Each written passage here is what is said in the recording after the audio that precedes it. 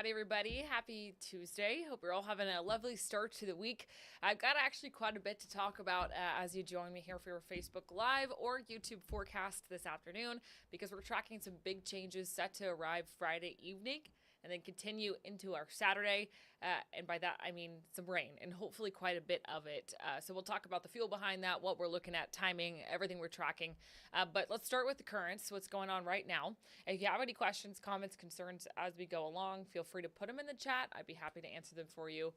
Or if you just want to say hello, always love to hear from y'all. Okay, so let's check in on the front. We've been tracking this all day long. It's now just ahead of 5:20 on your Tuesday, and it has cleared the Brazos Valley. You can see it's flipped our winds. If we zoom all the way in, all of our winds now out of the north, northwest, northeast, they're starting to turn, and they're pretty breezy too, and you'll feel that as you step outside. Some more comfortable air starting to move in, but it was able to pop up a few little isolated thunderstorms this afternoon. For most, we stayed dry, but if you were long and east, really long and to the southeastern corner of I-45 there, you had the best chance of seeing random rumbles today as, again, that boundary rolled through some pretty muggy air.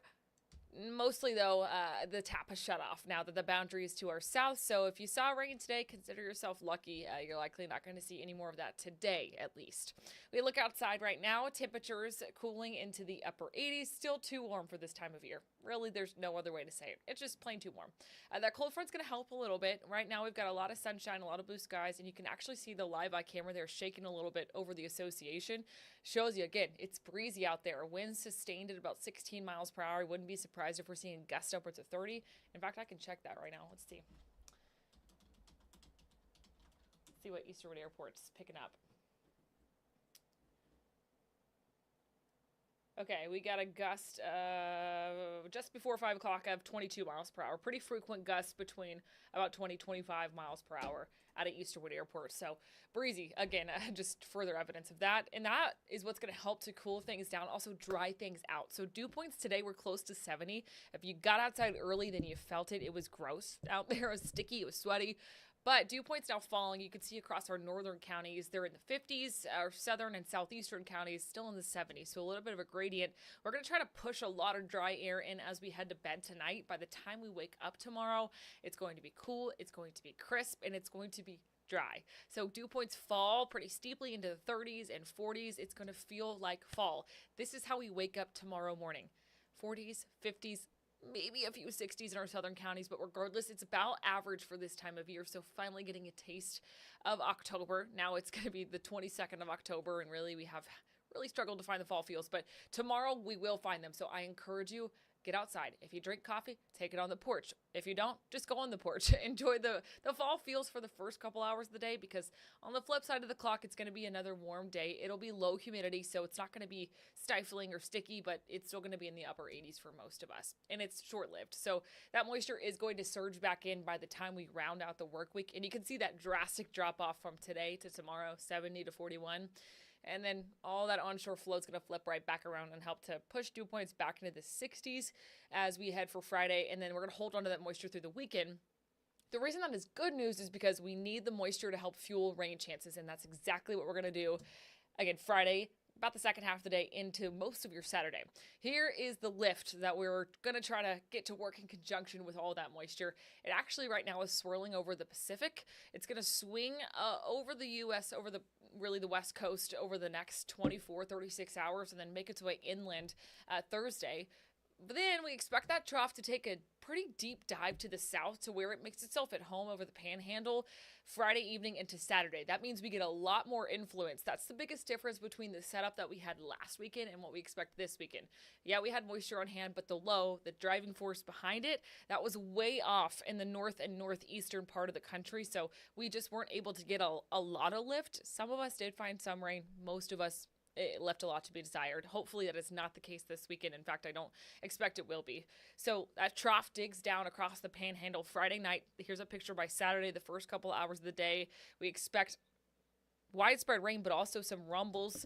Right now, not a big concern for severe weather, but stronger storms that could include some gusty straight line winds and some small hail, along with the concern for flooding. So if we get this low to, it looks like it's going to be a pretty slow moving system, which If it sits over top the same area for a while, we get a lot of rain all at once, or we get a lot of rain in the same area over a longer period of time. Obviously, then that could lead to some flood concerns. So that's something that we'll be monitoring really closely, accumulation and rainfall rates through the day on Friday and Saturday.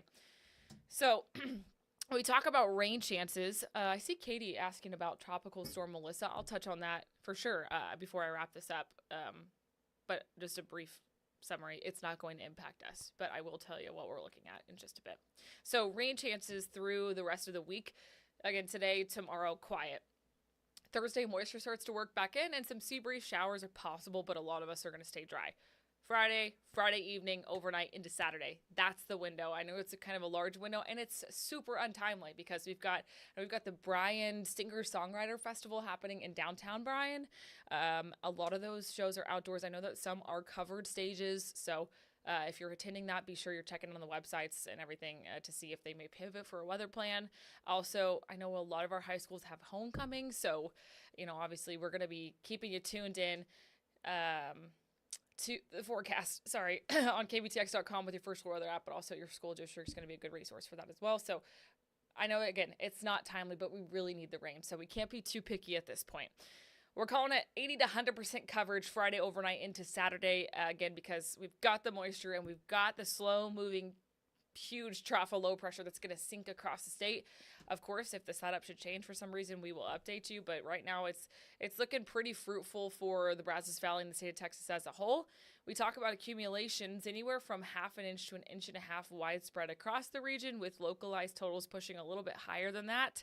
Possible if we get, again, a quick downpour, or if we get a lot of rain to sit over that same area. That's when it becomes a bigger concern. My contour is not loading. Let's see if I can get this to look better for y'all. No, it's not loading. Okay, well, this is the accumulations that we're forecasting, 1/2 inch to 1.5 inches, with some heavier totals expected on either side of that range. But yeah, a healthy drink of water that all of us could really use, obviously. So hoping that will help chip away at drought a little bit, but it will not solve all the drought problems, of course. And burn bans also still in place. So although we are expecting rain, please keep following all the burn bans that are issued. Everyone right now across the area is under a burn ban. Until those are lifted, outdoor burning of any kind is prohibited. So keep that in mind. So nothing has changed in terms of what policies are in place and what bans are in place, but we're hoping that we can get some relief for our vegetation that really, really needs it. So that's kind of what we're tracking. Again, it's going to likely be an active wrap up to the week and start to the weekend. So further reason to have multiple ways to receive weather alerts. We've got an article up on kvtx.com that we're going to keep nice and fresh with impacts, timing, accumulations, everything in between. So if you want to get a further track of that, again, kvtx.com. But of course, we'll have you covered. We'll be tracking this all week long on air, online, on the app. Okay, Rob asks, any severe weather? Right now, not a concern for severe weather. Potential for hail is there with our isolated cells, but right now looks like subsevere, meaning P to pocket change size. So while still impactful, it doesn't look like it's going to be dangerous large hail, at least for the time being, especially if we get this to move in overnight. We get a little less heat of the day, a little less instability. It's harder for us to get those big updrafts to help sustain larger hail. So that's good with the timing of it. But, of course, if that should change, we'll let you know. But right now, the severe outlook looks pretty low. But strong storms still expected, which, again, gusty winds are going to be a bigger concern, isolated flooding, and small hail. That's what we're watching for the time being. Okay, now Katie asking about Tropical Storm Melissa. I'm going to get you an update on that real quick. Let me open up those graphics. Okay, so we officially have our 13th named storm of the season. It is Tropical Storm Melissa, so we're marking that one off the list. Let's get a look at it on satellite right now. It's over the Caribbean, and you can see it's a little disorganized, but you can, let me get my little pointer out. You can see the center of that circulation here, and then getting convection on those outer bands, now moving toward the Dominican, Haiti, and portions of Jamaica as well. That is where our biggest concern is with islands off to our south and east. So let me move this camera angle. Just for geographical reference here, we're working way out in the Caribbean and the southeastern parts of the Caribbean there. So not a concern for the U.S. state of Texas, but it is a concern for our friends across the Caribbean. So those are warm waters that are conducive to further development, but it Melissa does have quite a bit of upper level shear. Those the winds that kind of try to tear the storm apart. It's got a lot of those to work against. So it does, right now the National Hurricane Center does anticipate it will strengthen in the coming days, but it will be slow to do so. So it will take kind of a turn to the north and west over the course of Wednesday into Thursday before likely strengthening into a Category 1 hurricane by the end of the week or the start of the weekend. Unfortunate timing because it looks like it's going to strengthen as it moves closer again to Haiti and Jamaica. So we're already seeing the potential for some flooding, some mudslides, rough surf, storm surge, all the typical factors that come along with a strong tropical system within these Caribbean islands. So we're watching this closely, again, for our friends across the Caribbean, because these are warm, conducive waters to further development for Tropical Storm Melissa. Right now, its maximum winds are at 50, so it really hasn't strengthened all that much. Satellite showed it's still pretty disorganized, but we'll continue to update you if that's changed. And we've got an article on this up on kbtx.com as well. Again, it's not a concern for the U.S., but is a concern for friends across the Caribbean. Or if you happen to be planning travels to the Caribbean this week or this weekend, likely not an ideal time. Hopefully not many of us are doing that right now. But if that is you, this is definitely something to be aware of. Okay. I think that about does it. I'm going to pop up the 10-day forecast just to kind of get you a look toward what my favorite part of the forecast is. It's Halloween now on the 10-day. If you can believe it, that's next Friday.